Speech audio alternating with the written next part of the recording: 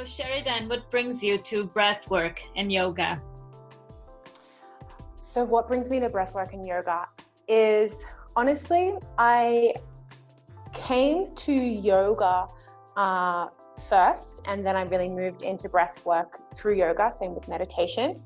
Yoga was something that I came to because I wanted to be fit and flexible, and I stuck with it because I've probably most of my life I don't like to say the word struggled or suffered, but I've dealt with mental health. I lost my hair when I was about 8 years old. I have alopecia areata, which means that it's an autoimmune disease and you lose your hair. And that was really difficult. Both of my parents suffer from chronic illnesses, and mental health has been a bit of a theme in my life.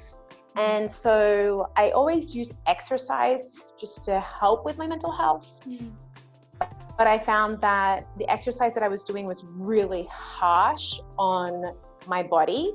I was running long distance, and it was also a little bit harsh on my mind now that I can see it kind of in hindsight. Like the attitudes in the gym were not really supportive of my mind. So I came to yoga because it looked good on Instagram and I wanted to be able to do that stuff.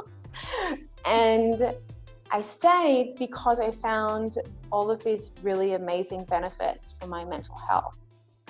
I then began to look a little bit deeper into it. I began to become really curious about what on earth was going on inside of me during yoga that made me feel so good, and how could I use the tools of yoga when I wasn't able to get to the yoga mat or like go to an hour class.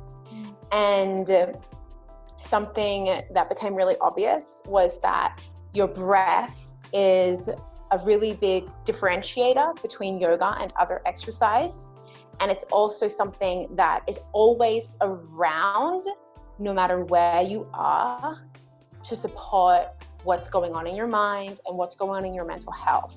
So it was just like a really seamless and obvious support towards my mental health.